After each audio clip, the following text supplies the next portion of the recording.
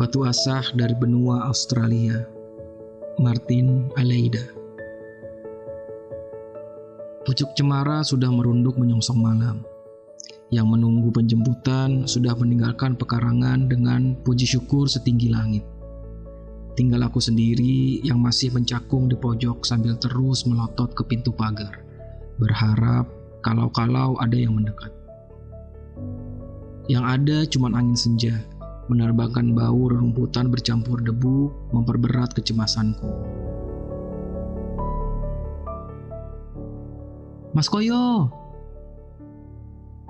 Orang yang sebentar-sebentar melempar pandang ke arahku dari pagar kawat berduri, tiba-tiba menghampiri, merapat, membuatku tegak. Saya Kiswoyo, masih ada hubungan sedarah dengan Mbak Uci. Katanya menyebut nama akrab istriku. Aku merunduk dibuat ucapannya itu. Istri, bisikku dalam hati. Ada duka di balik kata itu. Sudah gelap, kelihatannya dia tak bakal datang. Kalau Mas tak keberatan, ikut saya saja. Menginap dulu di rumah saya, tak jauh dari sini, sambungnya. 3 tahun digelandang dari Salemba ke Cipinang, ke Tangerang, kemudian digiring ke kapal rusak untuk dikucilkan selama 10 tahun di Pulau Buru.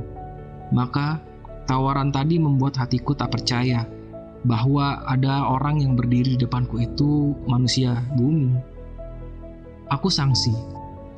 Beberapa saat curiga. Apa maksud orang ini? Bukankah tadi pagi dia sudah melihat bagaimana aku dan puluhan tahanan politik yang lain diturunkan dari truk dan diperlakukan tidak lagi berharga dari kawanan kerbau dan kambing yang sedang dihalau ke pajagalan. Kasal grender pintu bak truk dihempaskan. Papannya dibiarkan terbanting-banting berdetam, kawir-kawir ke bawah. Untuk hewan saja disediakan titian turun, tidak buat kami. Serentetan bentakan keluar dari muncung seorang sersan supaya kami buru-buru melompat dan masuk ke perkarangan markas militer itu. Kupikir aku sedang ketiban mukjizat. Manusia bulan yang bernama Kiswoyo itu seperti bimbang merengkuh tanganku.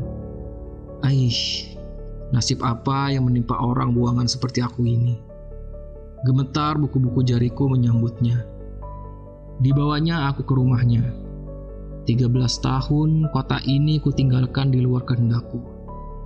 Nasib orang yang baik hati ini mungkin tak banyak berubah. Dia, istri, dan 2 anaknya menempati rumah petak, setengah semen, separuh papan. Agak repot menyambut kedatanganku. Kiswoyo memepetkan kursi tamunya ke dinding yang satu dan menggelar dipan kayu nangka ke sisi yang lain. Buntalanku kusurukkan ke bawah. Di atas dipan itulah aku menghabiskan 1 malam dari hidupku di dunia bebas. Itulah pertama kali setelah 13 tahun yang gulita aku melewati malam dengan terang bohlam yang redup. Semalaman gelisah. Bukan bohlam itu yang membuat aku tak bisa lelap, tetapi hantu tentang sebuah rencana hidup yang terus menumpati otakku. Bagaimana dengan esok? Dan keesokan harinya lagi. Aku mempertanyakan hidup di surga yang bernama dunia bebas ini.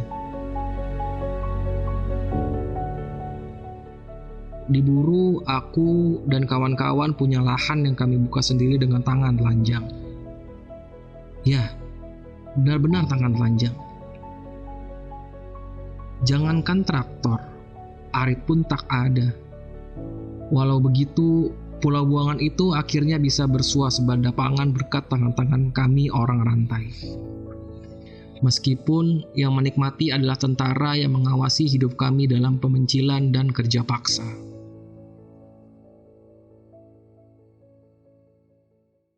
Hari kedua.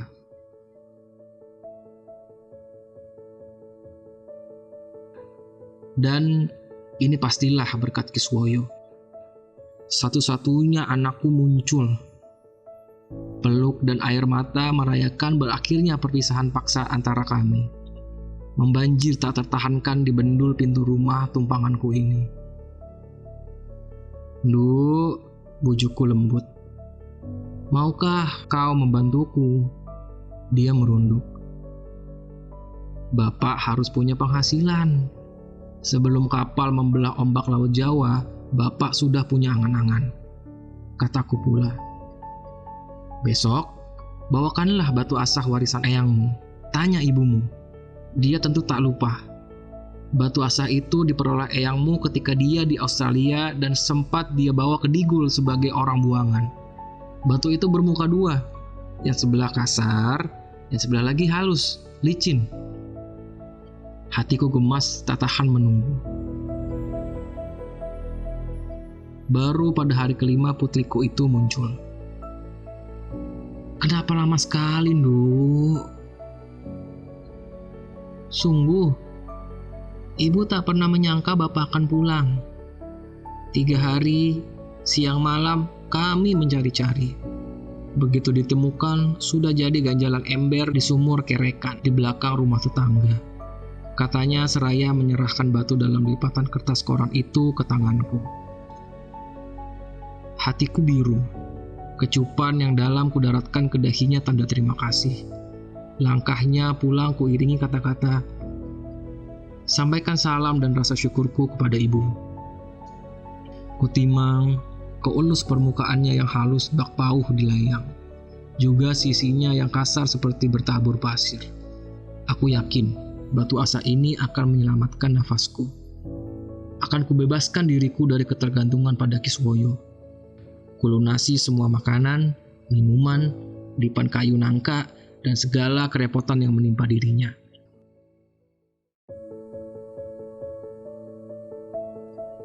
Dengan batu asah warisan itu, aku mengelilingi pusat kota. Berjalan kaki dengan langkah gontai seperti layang-layang putus tali teraju. "Asah gunting, asah pisau, batu asah dari Australia." Begitu teriakanku menjajakan. Hari pertama, 2 pemilik warung nasi Tegal meminta aku membereskan perkakas mereka.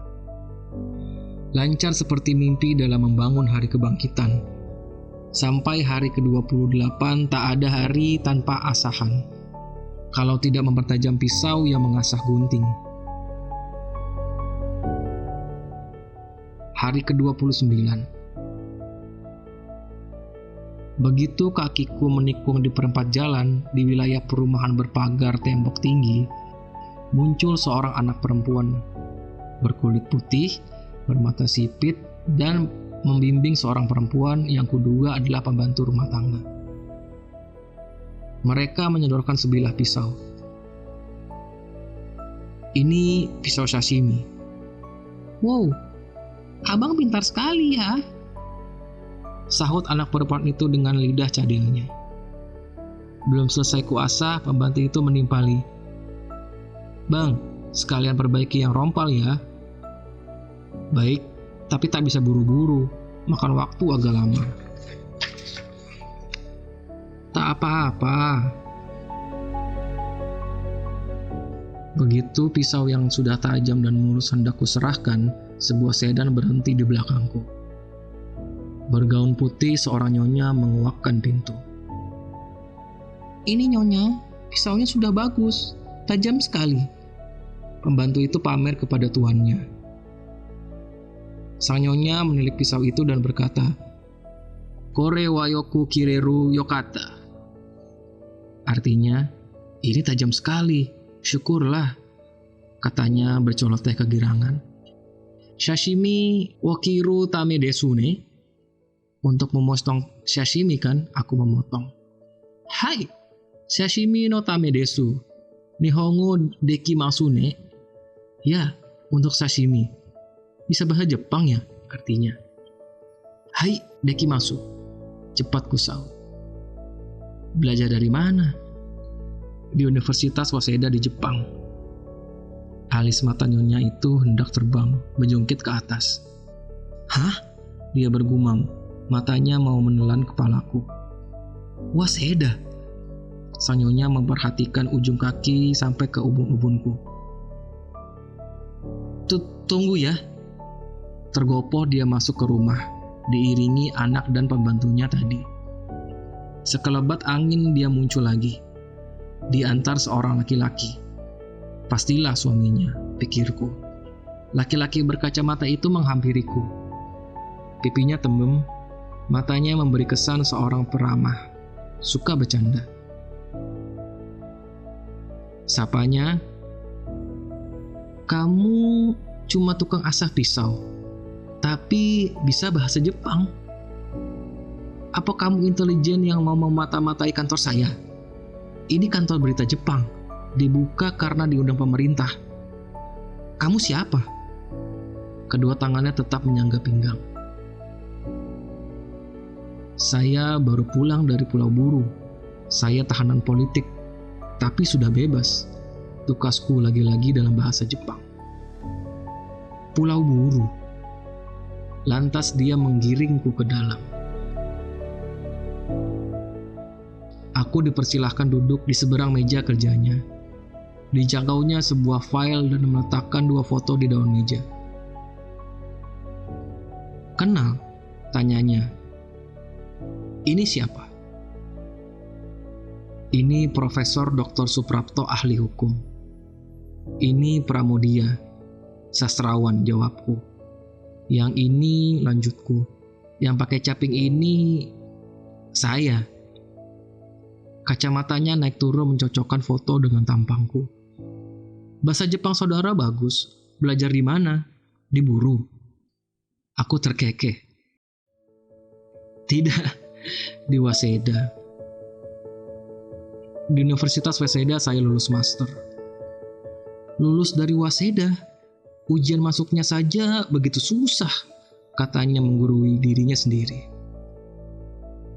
Kuceritakan aku ikut bertempur di Kalimantan mengusir bala tentara pendudukan Jepang tahun 1943. Setelah Republik berdiri, aku memperoleh beasiswa untuk belajar di Jepang. Beberapa tahun aku menetap di Tokyo, menjadi koresponden koran Partai Komunis yang terbit di Jakarta. Tak usah lagi saya teruskan cerita ini, karena jadi wartawan itulah maka saya dibuang ke Pulau Buru, kataku.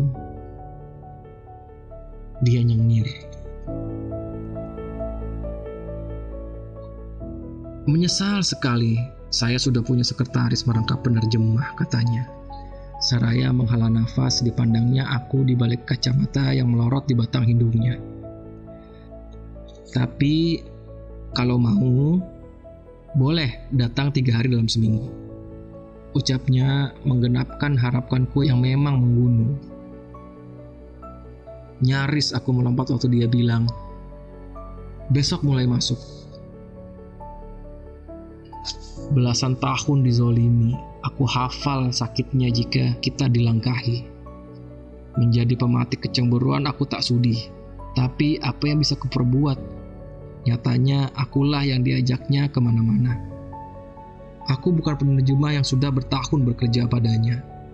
Terakhir, dimintanya aku turut ke Lagu Boti di bibir Danau Toba mencari seorang insinyur Batak yang seorang diri dengan gajinya, ditambah tabungan istrinya, meneruskan pembangunan proyek Asahan yang terbengkalaikan presiden kita yang kedua. Jepang ini menjadi jadi. Disuruhnya aku masuk setiap hari. Nasibku semulus batu asah. Memasuki bulan ke-6, aku sudah bisa mengontrak rumah yang layak. Bulan ke-9, istriku merengek. Minta aku membiayainya menunaikan ibadah haji. Inilah kesempatan emas bagiku untuk membayar dosa-dosa sebagai suami yang telah menelantarkannya belasan tahun. Sampai-sampai 5 tahun terakhir dia terpaksa menikah dengan lelaki lain. Aku tak pernah menyesali keputusannya. Kutimpakan seluruh peruntungan yang buruk itu di kepalaku. Uci bilang, dia rela menikahi lelaki itu karena orang itu berjanji mau mengajaknya ke Mekah. Bertahun menanti, janji itu cuma angin gurun. Lantaran malu barangkali, lelaki itu baik-baik meminta maaf mohon berpisah. Kuurus segala kebutuhan dan persyaratan sehingga Uci terdaftar sebagai calon jemaah. Dia sendiri sudah hatam seluruh kalimah ibadah yang wajib maupun yang sunnah.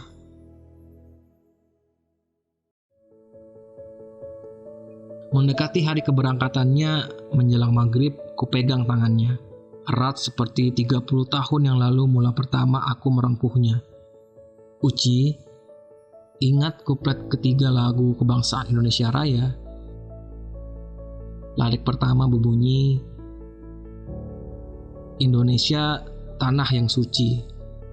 Ya, Indonesia tanah yang suci. Kalau kau melempar jumroh di tanah suci, ingatlah tanah air kita ini. Tancapkan di hatimu bahwa batu-batu yang kau hujam itu merajam setan-setan kota maupun desa di tanah suci kita ini, yang sempat tersingkirkan karena presiden pertama keburu tumbang. Lihatlah sekarang, di samping setan kapitalis birokrat, muncul pula setan Banggarong. Mereka pesta pora, gentayangan bermobil mewah, meraung-raung suka-suka di Senayan sana. Pernah di antara mereka suatu ketika melintas di atas jalan bebas hambatan. Sudah tak bayar tol, menebas nyawa orang pula. Rajamlah mereka dengan batu-batumu itu. Rajamlah sayangku. Kang Mas, istriku berbisik manis, semanis 30 tahun yang lalu. Seruan azan mengutur ke langit, dia mengucup tanganku.